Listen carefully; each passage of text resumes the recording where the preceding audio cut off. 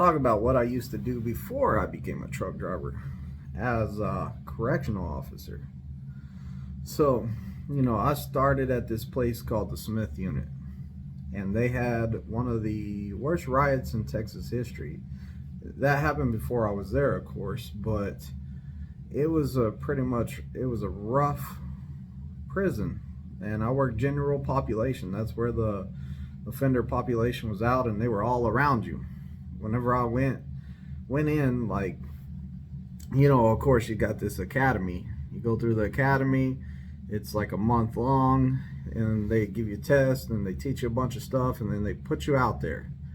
And then you're with an officer, like a training officer, that teaches you the ropes. So, it's kind of, that unit was short-handed because nobody wanted to live in La Mesa, Texas. There wasn't nothing in La Mesa, Texas, just blowing dirt.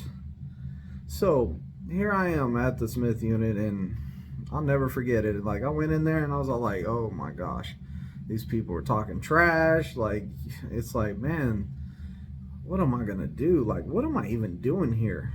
But one thing that got me through it is I said, man, my dad's a little guy. He's littler than me. I said, if he can do this, I can do this. So I pushed through it. And I'm glad I did, because I learned how to talk to people. I learned a lot. Now, as for stress, at the Smith Unit, it wasn't really that stressful. It was more of like, your shift was a family. Like, you were tight.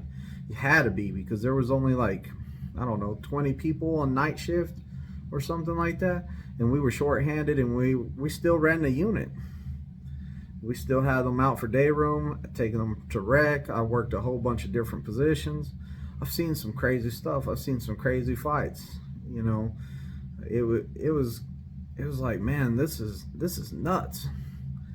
And that was at the beginning of my career. Whenever I was like, man, these guys that are in prison, they are like free range out here, really. Like, they have jobs here. Like, it's like a world inside a world. Like, they have a store, a commissary. That's their store. So they get to go to the store, buy foods. You had to make sure that there wasn't no fights, all kinds of stuff. I mean, it was a lot of work. You were on your feet for 12 hours straight. And I had to transfer in to go to Lubbock, Texas, at the Montford unit. So whenever my transfer came up, I was like, yes. I was like, I'm going to Montford. And like, I didn't really exactly know what Montford was. I knew whenever somebody cut their wrist because they owed money in a basketball game or football game or whatever, they made a bet they couldn't pay. They said, hey, I'm going to kill myself. Or they would say, hey, look, I cut my wrist. A little bit of scratch, you would have to send them over there for suicide prevention. So I was like, man, this is just this is kind of like attention seeking place. I'm gonna go over here and deal with all these crybabies now. They're trying to catch out from their unit. A catch out is somebody that's trying to get off their unit and run from a debt that they owe, or maybe that somebody was going to beat them up, so they're leaving the unit. So I go over to this Montford psych facility, and I'm like, psych facility? And I'll tell you what, like, I thought I was seeing some bad stuff in the prison system at the Smith unit. Over there I worked high security a couple times for overtime because we were short-handed.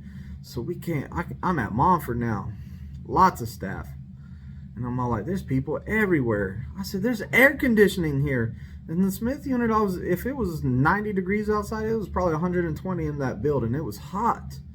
I'm still on my feet all day, though. Like, you, as a correctional officer, you're always doing rounds. You're always dealing with people's complaints and stuff.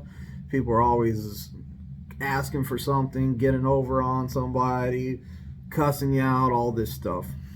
So over there, it was like, you dealt with kind of the same stuff, but then nobody tells you about like these truly psych guys. So like, man, like, we had this guy, he'd be beating on the door, boom, boom, boom, boom, boom, boom. And I'd be like, what?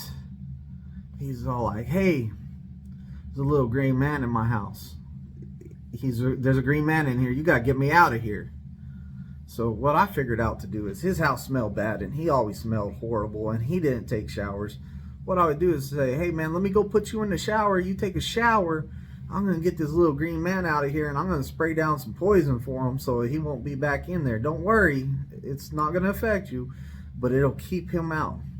So he would come back in there, you know, spray some extra pine soil in there, make sure it smells real good. Put him back in there. I say, you smell that? He's like, yeah, I smell that. I said, man, that's your green man repellent.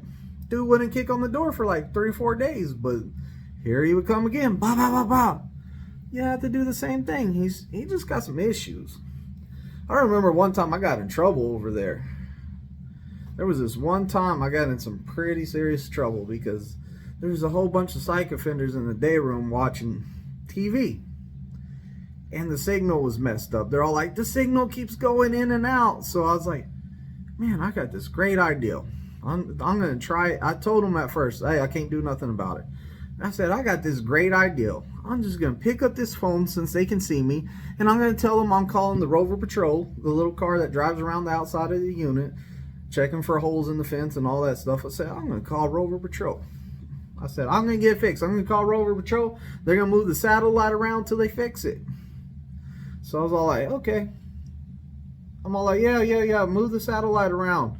And I'm looking at them, and they're all like, whoa, stop moving it right there. And I was like, hey, lock it down, leave that satellite in that exact spot. So I didn't think the TV would be fixed for the rest of the night. So I'm all like, all right, later. There wasn't nobody on the phone. I said, hey guys, the TV's fixed. I said the TV's fixed. Like, I had Rover Patrol lock that down. If it messes up again, just knock on the window. I'll come over here. Like, I'll call Rover Patrol, see if he can fix it again. You know, it just happens. The TV satellite, it's on this swivel. Sometimes it gets loose. You gotta re-screw it down. It's not a big problem. I wish I would have never done that. Because a couple days later, I hear, we need additional staff. So, like, boom, we're running up there. I'm all like, what's going on? There's broken out windows. They broke some of the day room windows out. They weren't coming out the day room. We had to gas the day room. And come to find out, the story of why we had to gas that day room was because the officers working that pod wouldn't call the Rover Patrol and get him to mess with the satellite to get them their signal on the TV. So they asked him, well, who told you that? Because Rover Patrol doesn't do that. And they're all like, no, they do that. Officer Cox called him personally, asked him, called him personally and got him to lock down the satellite so we could watch TV. I was like, oh my gosh. Like, oh man, I was in trouble for that. My supervisors did not like that.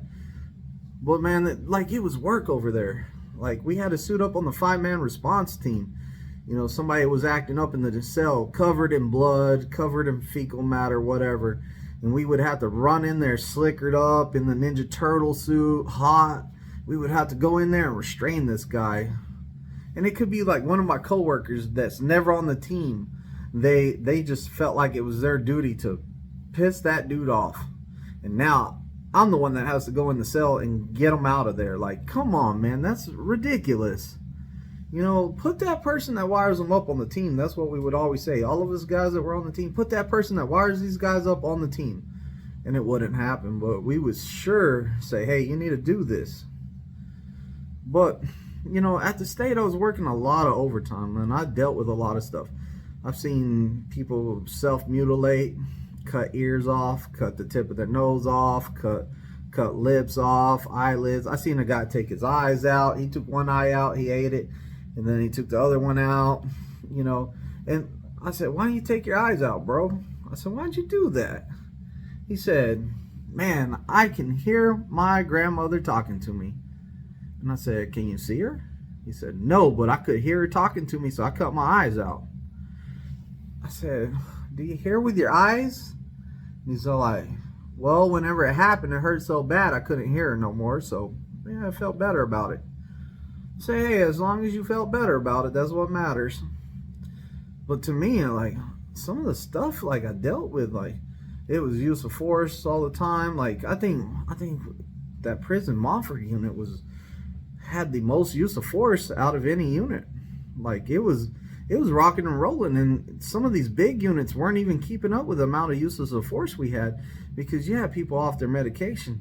You could gas them all you want, grenades in there, whatever. It's not doing nothing to them. You know, we're going in there and we're having to take charge, like go in there and room full of gas. It's not even phasing them. After we get them restrained and everything and taken care of, down to the infirmary or whatever needed to be done, like you take off all your gas mask and all that stuff, and now you got gas all over you. So you ended up getting gassed and crying, and like it was bad. After a while, we got used to getting gassed all the time, and it really didn't faze us because we got gassed so many times. You know, it's a high stress job. It made me a paranoid person.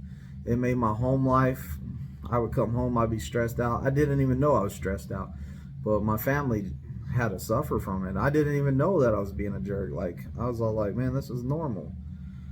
So like, it was a high stress job. Your supervisors were out to get you. Most of the time your supervisors were coming around trying to find you doing something wrong so they could write you up because they were bored. See, at Smith unit, they weren't doing that. They would come over there, find something wrong. They're all like, hey man, you got to do better. Man, at Montfort, they're all like, oh, you didn't initial this. It's supposed to be initialed every 15 minutes, and you didn't initial it this 15 minutes. I'm like, really, dude? Like, I had a flood over there. There was a fire over there. Had a cell fight. That dude cut his testicles open because he said that he was going to kill himself, and that's how he did it. Like, what do you mean? Like, I can't be everywhere. Nope, it's your fault. You're getting rolled up for that. You're getting disciplinary. Like, come on, man. You know, it was a high stress job. I was working a lot of overtime just to make it. Like, I was working 7 days on, 12-hour shifts, which by the time you got there and by the time you got home, it ended up being like a 15-hour day. And I was just barely making like $60,000 a year. And that was barely covering, you know, I was living paycheck to paycheck on that. So whenever they had the budget cuts to make me where I only made $35,000 a year, I said, dude, I gotta do something. And that's whenever I came truck driving.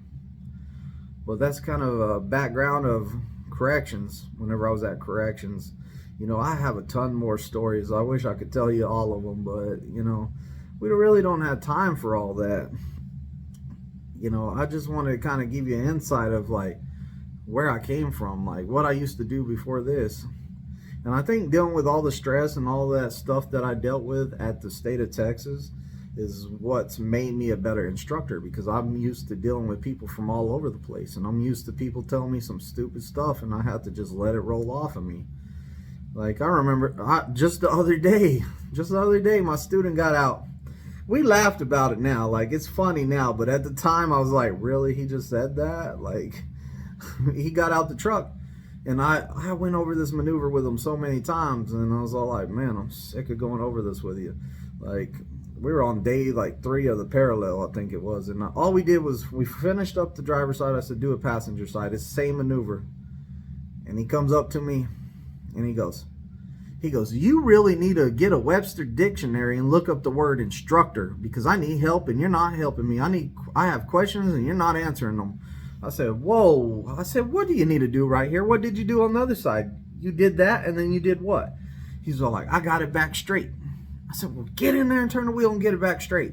You know the answer. Just do it. You know, at the time, I was like, dang, he really said that to me. But afterwards, like, we laughed about it. We really didn't talk about it that day. And I wasn't like, I didn't trip on him or nothing. I was just like, wow, I can't believe he said that. That's kind of funny. So the next day I came in and made a joke about it. I said, I looked up the instructor last night in the Webster dictionary. I said, no, not the Webster dictionary. I don't have one. I Googled it though. So I found out what instructor, the definition of it. You know, it's kind of funny after the hand. But at the time, you're all like, man, that dude just told me that. Well, since I'm used to like being a correctional officer and all the stuff that happened there, you kind of just let that stuff roll off of you. Hey, if y'all want more stories about being from corrections, like some of those, like I have a lot of stories. And like when guys ask me, hey, what's the craziest thing you ever seen out here trucking? You know, I can honestly say I haven't seen nothing compared to what I've seen in a psych unit. Like nothing. I have tons of stories. I might do a little series right here about stories from being a correctional officer, because I have some pretty wild stories. So I'm out of here. Leave some comments. Let me know if you want to hear another story, some more stuff about corrections, or if we need to just get back to the trucking videos. Thanks.